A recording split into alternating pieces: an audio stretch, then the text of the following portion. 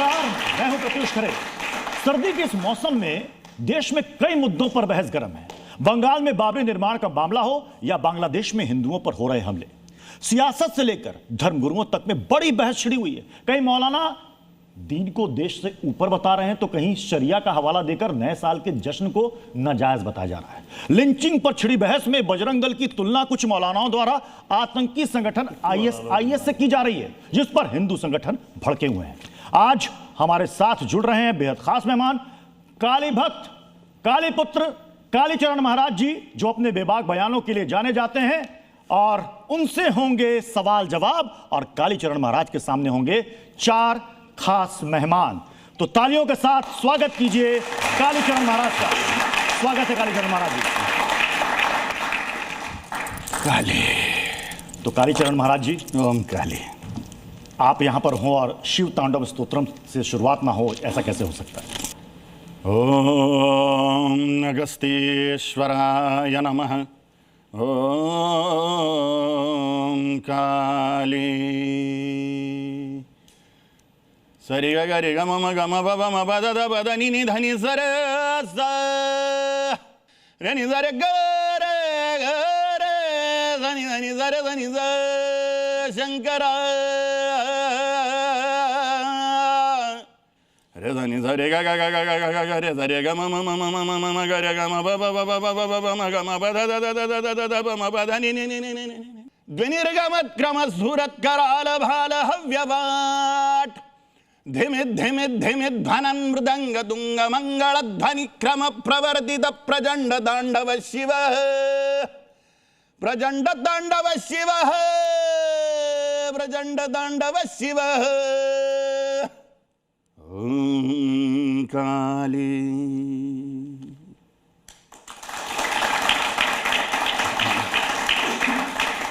तो जल्दी से हम अपने चार मेहमानों से भी आपका स्वागत करा देते हैं, मुलाकात करा देते हैं। आसिफ खान जी हमारे साथ हैं, इस्लामिक स्कॉलर हैं, तालियों के साथ स्वागत कीजिए। मुमताज आलम रिजवी साहब हैं, इस्लामिक स्कॉलर हैं। सैयद जब्बार हमारे साथ हैं, पॉलिटिकल एनालिस्ट हैं। कामरान मलिक हमारे साथ हैं, इस्लामिक रिसर्चर हैं। तो सवाल जवाब का सिलसिला शुरू करें, और हम चाहेंगे कि तकरीबन हर मुद्दों पर आज बड़ी बहस हो जाए। हम पहला सवाल जो हम ले रहे हैं, वो सवाल क्या है वो भी हम आपको जल्दी से दिखाते हैं।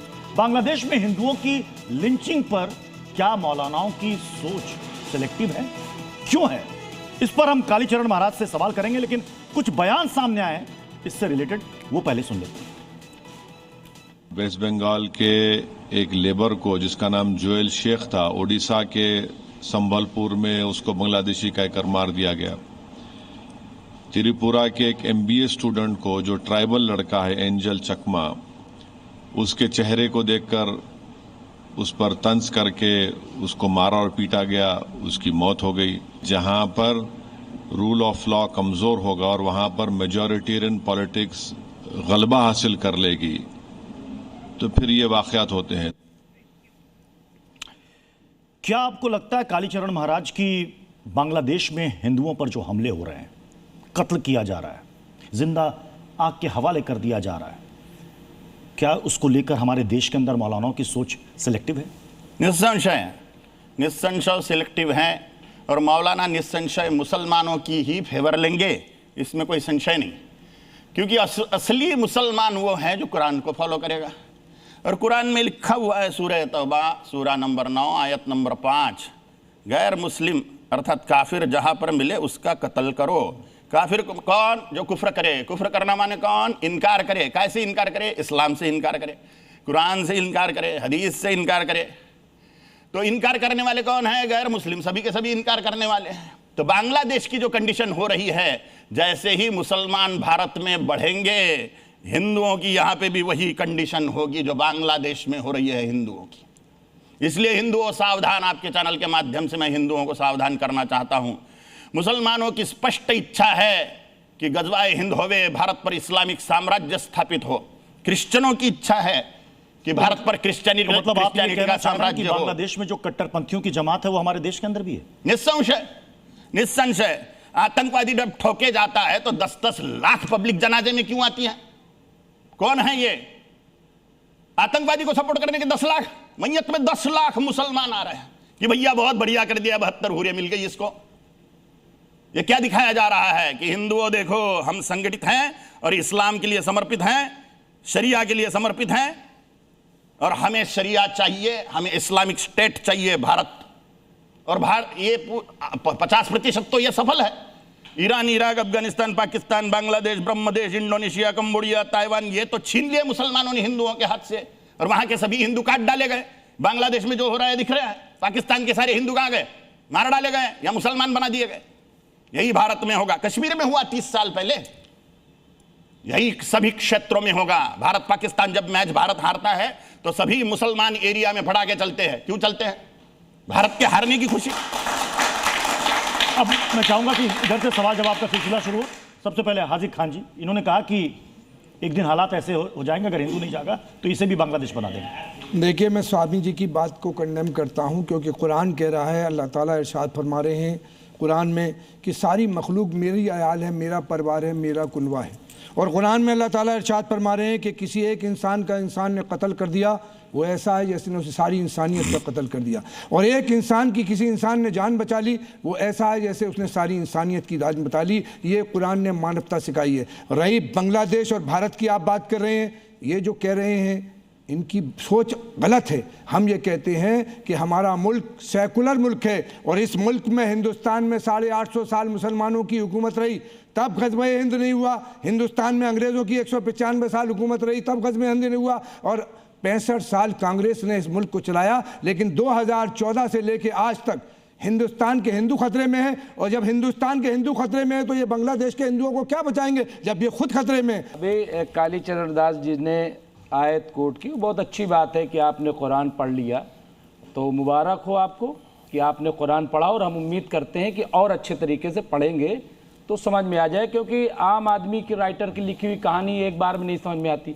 कुरान कहाँ से आएगा, तो उसको और पढ़िए। अब मैं आयत कोट कर रहा हूँ आपको, जो हर जगह पढ़ी। 2 आयतें मैं पेश कर रहा हूँ। एक ये कि लकुम दीनकुम वले दीन, हमारा दीन हमारे साथ, आपका दीन आपके साथ, खुश रहिए। आपने और हवाले दे दिए कि साहब ये तमाम जो है हिंदू राष्ट्र थे या हिंदू रहते सबको ख़त्म कर दिया। आप गलत कह रहे हो। आज भी दुबई में है, कतर में है, दोहा में है, तमाम हिंदू भाई हमारे हैं जो काम कर रहे हैं, और मंदिर भी अभी बन गया, अबू धाबी में मंदिर बन गया, दुबई में मंदिर बन गया। हाँ, और आप कह रहे हो कि सब आज के दौर में तो मंदिर बन रहे हैं। आप कह रहे हो पता नहीं किस दौर की बात कर रहे हो कि सब तोड़ के रख दिया। हाँ, आखिरी बात, आप कह रहे हो कि आए हिंदुओं, मैं आपसे कह रहा हूँ खतरा में। आप एक तरफ कहते हो मोदी जी की मजबूत हुकूमत है, और मोदी जी की मजबूत हुकूमत में हिंदू खतरे में आ गया। ये कैसे हो गया? मैं जो बांग्लादेश में हो रहा है मैं उसको कंडम करता हूं, वो ठीक नहीं है। बांग्लादेश में वो व्यक्ति को जला डाला, जिंदा जला डाला हिंदू को, उसके विरोध में कोई मौलाना ने बोला हम विरोध करते हैं? यहाँ पे बैठ के मैं विरोध कर रहा हूँ, हो गया? क्या करने वाला है? क्या करें? आपने क्या हिमायत कर दी? आपने क्या कर दिया उनके लिए? आपने क्या किया? हम निरंतर कार्य कर रहे हैं। हम दूसरे सवाल की तरफ चलते हैं। कई सारे मुद्दों पर मैं चाहता हूं कि कई सारे मुद्दों पर खुलकर बहस हो जाए। जल्दी से दूसरा सवाल भी लाइएगा। दूसरा सवाल हमारा है, हिंदुस्तान को लिंचिस्तान बताकर क्या बदनाम करने की साजिश की जा रही है? इसे लेकर एक एक्स पर पोस्ट है, मैं चाहूंगा कि वो पोस्ट एक बार आप दिखा दें। पोस्ट देखिए, इल्तिजा मुफ्ती का पोस्ट है, जिसमें वो ये कह रही हैं ना हिंदुस्तान, ये देखिए, नॉट इंडिया और Bharat nor Hindustan, name is Lynchistan. तो क्या ये हिंदुस्तान लिंचिस्तान है? ये तो भारत माता का अपमान है, ये भारत राष्ट्र का अपमान है। हमारी प्रवृत्ति घेर के मारने की है नहीं। हम आमने सामने युद्ध करने वाले योद्धा लोग हैं। छत्रपति शिवाजी महाराज, गुरु गोविंद सिंह जी महाराज के हम पाइक लोग हैं। सैयद जवाद, सबसे पहले तो मुझे इस एक्स पोस्ट पर आप बताइएगा कि क्या आप सहमत हैं कि हिंदुस्तान को लिंचिस्तान कह देना चाहिए? इतनी आसानी से कह गई, वो एक्स पर पोस्ट कर दिया, ये सही है? इन शब्दों से बचना चाहिए लोगों को, और इस तरीके की जो नैरेटिव बनाना चाहिए उससे भी बचना चाहिए। हिंदुस्तान के अंदर जो बहुसंख्यक हमारे भाई हैं, मैं दावे से कह सकता हूँ यहाँ का 90% हिंदू जो है वो सेकुलर है और आपसी भाईचारे को पसंद करता है। मैं बड़ी जिम्मेदारी से कह रहा हूँ। हैं 10 से 15% लोग जो बहुत ज़्यादा कट्टरवाद की तरफ बढ़ चले हैं, एक आइडियोलॉजी की तरफ। अभी महाराज जी, आप आपको शायद ग्लोबली कुछ चीज़ें ना पता हों, लेकिन आपको ये पता होना चाहिए कि हिंदुस्तान के अंदर लगभग 15 से 20 लाख लोगों ने नागरिकता छोड़ दी। जो बड़े उद्योगपति हैं, जो बिज़नेस टाइकून थे, उन्होंने नागरिकता छोड़ करके वही शरीयत वाले देशों के अंदर जो है वो अपने बिज़नेस सेटअप करें, क्रिश्चियन देशों के अंदर जो है अपने बिज़नेस सेटअप करें। क्योंकि जब आप हिंदू राष्ट्र की बात करते हैं, सिर्फ बात ही करते हैं, लेकिन उसकी जो फाउंडेशन है ना, उसको देख करके आपको याद होगा ऐतिहासिक तौर पे भी कि बाबा साहब भीमराव अंबेडकर ने उसके बारे में क्या लिखा। और अगर आपको मनुस्मृति का साहब इतिहास पता होगा, मैं पूछना चाहता हूँ कितने साल पुरानी है मनुस्मृति? जो भी हो, कितने साल पुरानी, आइडिया बताइए। अरे जो भी क्या हो, ऐतिहासिक तौर पे मैं जानना चाहता हूँ कि कितना। भाई मैं आपके सामने कोई अगर दलील लग रहा हूँ तो आपको दलील रख नॉलेज दो तो ना, होना वो चाहिए ना। कितने साल पुरानी है, इससे बहस से क्या मतलब आया बताइए। यानी नहीं पता आपको? टाइम पास है ये। नहीं आपको नहीं पता मुद्दे की बात करो, कितने साल उसमें जो लिखा हुआ है उसकी बात करिए। कितने हजार साल पुरानी, कितने साल पुरानी, कितने हजार साल पुरानी, कितने लाख साल पुरानी, आप ज्ञान देते हैं, उद्देश्य सुनिए तो आप ज्ञान देखते हैं। मुझे तो पता भी नहीं था, लोगों ने बताया कि बड़े फॉलो। आपको ये नहीं पता कि मनुस्मृति कितने 100 साल पुरानी है? लगभग 2200-2000 साल पुरानी है। कुरान से तो पुरानी है। अरे सुन तो लीजिए पूरी बात। हाँ, कुरान से पुरानी है, लेकिन आपको पता है इन अरब के देश जो हैं वो 22 से 23 माने जाते हैं। उनकी आबादी पता कितनी है अभी तक? 50 करोड़। और भारत के अंदर हिंदुओं की आबादी कितनी है अभी तक? जो भी है कितनी है? 94 करोड़। 94 करोड़। अभी तो आंकड़े भी नहीं आए, आपको पता चल गया। निस्संशय नहीं करी, 94 कोटि भाइयों, लेकिन 94 करोड़ ही हिंदू बचे हैं, 56 कोटि मुसलमान हो गए देश में। सवाल ये रोहिंग्या घुसल आए हैं। कहते हैं कि हिंदू खतरे में है, मुसलमानों की आबादी बढ़ रही है। अरब देशों के अंदर जहां 3-3 शादियां हो रही हैं, उनके बच्चे हो रहे हैं, वो पूरे अरब मिलाकर के सुनिए तो, मैंने उठाया था, सुनिए तो, अभी आ रहा है, अरे वही आ रहा हूं लेकर के। 50 करोड़ आबादी है दुबई, यूएई के अंदर तमाम लोगों पे हमारे हिंदू भाई भी रह रहे हैं। एक घटना नहीं होती, एक घटना नहीं हो रही वहां पर। आप चले जाइए कनाडा के अंदर, चाहिए कहां घटनाएं हो रही, भारत के अंदर घटनाएं हो रही और भारत से जुड़े जो है वहां घटनाएं हो रही। कुछ तो कमी होगी साहब। अगले सवाल करूंगा, उससे पहले मैं चाहूंगा कि ऑडियंस की तरफ से आप लोगों आज फिलिस्तीन में सबका दर्द दिख रहा था, पर अभी जो बांग्लादेशी हिंदुओं पर हो रहा है उस पर सब मौन क्यों है? अभी किसी ने कोई बयान नहीं दिया है। जो भी तभी फिलिस्तीन में हो रहा था, चाहे हमारे देश के जो भी सेलिब्रिटी हैं, मौलाना है या जो भी लेफ्टिस्ट पार्टी से आते हैं, फिलिस्तीन पर सब आवाज उठा रहे थे। पर बांग्लादेशी हिंदुओं पर जो अत्याचार हो रहा है उस पर सब मौन है, और यहाँ बोलने से नहीं होता है। मैंने बाहर में किसी का बयान नहीं देखा सुनते हुए। तो मेरा सवाल इन लोगों से, हम विरोध करते हैं, सरकार क्यों मौन है? ये भी सुन लो। अफगानिस्तान में सरकार के जो मित्र देश हैं, मैं अगला सवाल मैं अगले सवाल का रुख कर लेता हूं। जल्दी से अगला सवाल लेकर के आइएगा। अगला सवाल लेकर आइएगा। अगला सवाल है, हिंदुस्तान में नई बाबरी का क्या काम है? महाराज जी, आपने देखा होगा मुर्शिदाबाद में नई बाबरी का निर्माण हो रहा है, जिसको लेकर काफी बवाल है, हंगामा है। हालांकि वहां पर नींव डल गई है, काम शुरू हो चुका है। एक बयान मैं आपको दिखाना चाहता हूं, अगर हो तो प्लीज प्ले कर दें।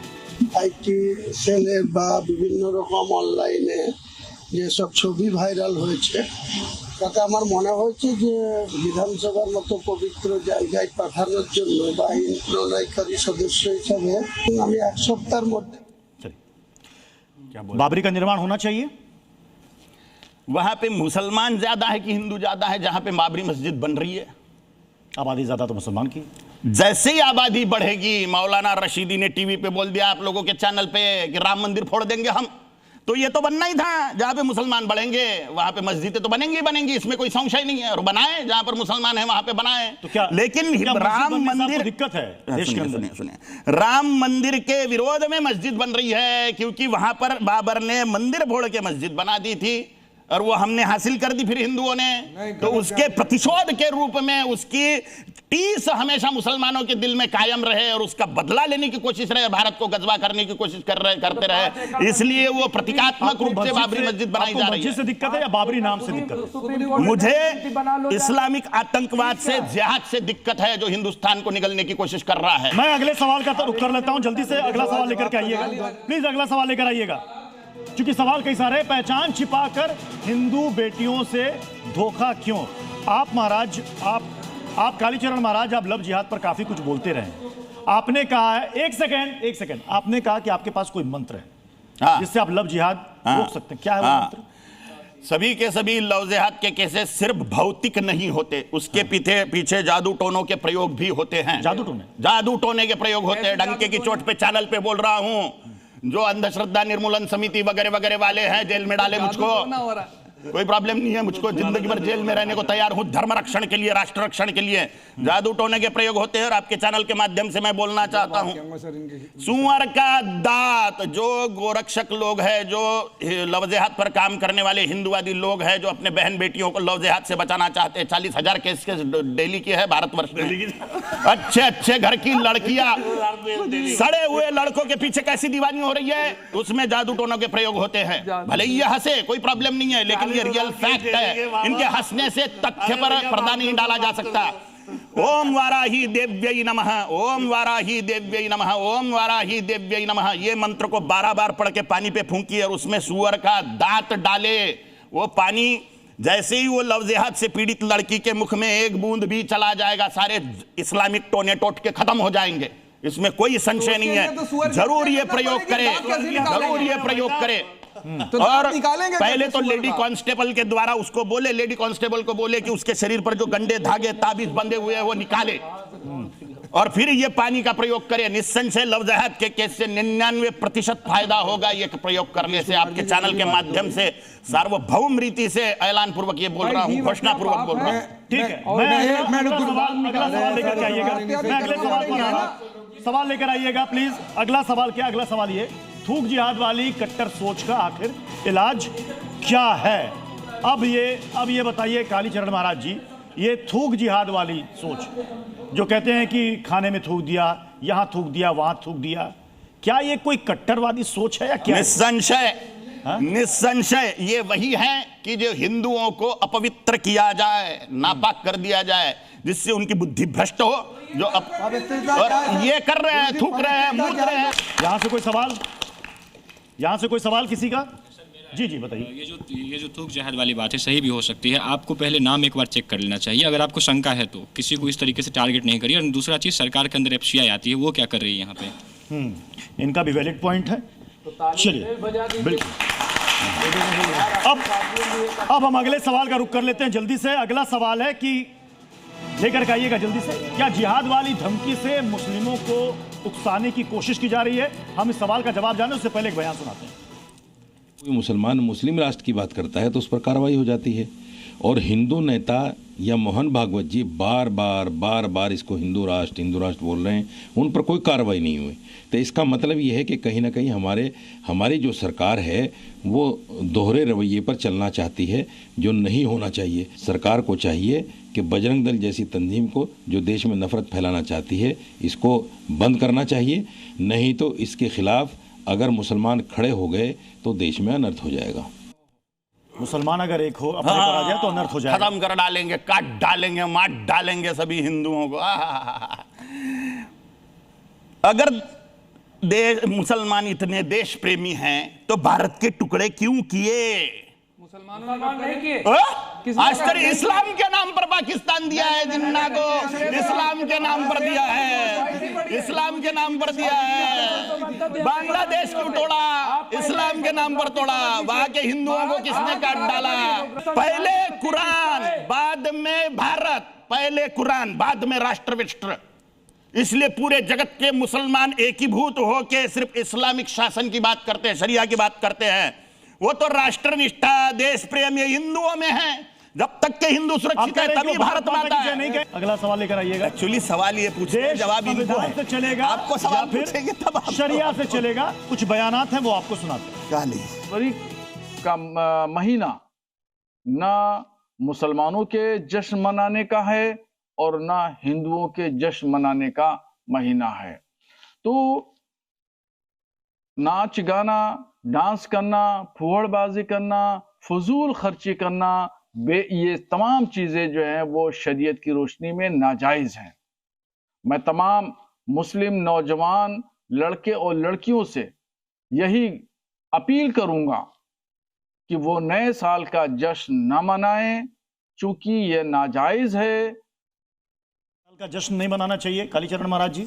जिसको मनाना है वो मनाए, लेकिन हिंदू नववर्षारंभ गुड़ी पाड़वा को भी मनाए यज्ञ याग करके। पृथ्वी भाई, कट्टरवादियों में कोई फर्क नहीं है, कट्टरवादियों में कोई फर्क नहीं है। इस देश के अंदर इकोनॉमी की क्या हालत है, यानी जो हमारे छोटे मैं सवाल पर आ रहा हूं, मैं सवाल पर आ रहा हूं। सवाल इसलिए मैं बार बार चला रहा हूं ताकि सैयद जवाद जी थोड़ा बाएं मुड़ करके सवाल पर देख लीजिए और उसी सवाल पर। सर एक भाई मैं आपसे पूछता हूं, वंदे मातरम आप पॉल्यूशन चले जाते हैं। मैं तो वंदे मातरम कह रहा हूं, अगर वंदे मातरम कहने से समस्याएं सॉल्व हो जाए। अरे हो गया, अभी सवाल हो गया ना। अभी सवाल टॉपिक बरेलवी जी का बयान आपने सुना जिसमें वो कह रहे हैं कि ये हराम है। मैं आपसे पूछता हूं छोटा सा सवाल, क्या नए साल का, न्यू ईयर का जश्न हराम है इस्लाम? देखिए, देश संविधान से चलेगा, ना किसी फतवे से चलेगा, ना किसी मौलाना के कहने से चलेगा, ना किसी जो है ऐसे जो कट्टरवादी लोग हैं, चाहे हिंदुत्ववादी कट्टरवादी, उनके देश के अंदर संविधान ने लोगों को आजादी दी है।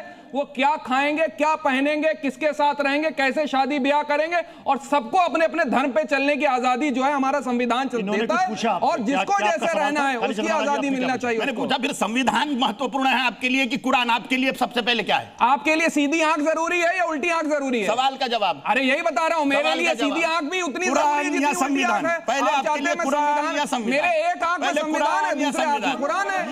पहले कुरान, मेरे एक आंख, मेरी एक आंख में संविधान है, एक आंख में संविधान है, एक आंख में कुरान है।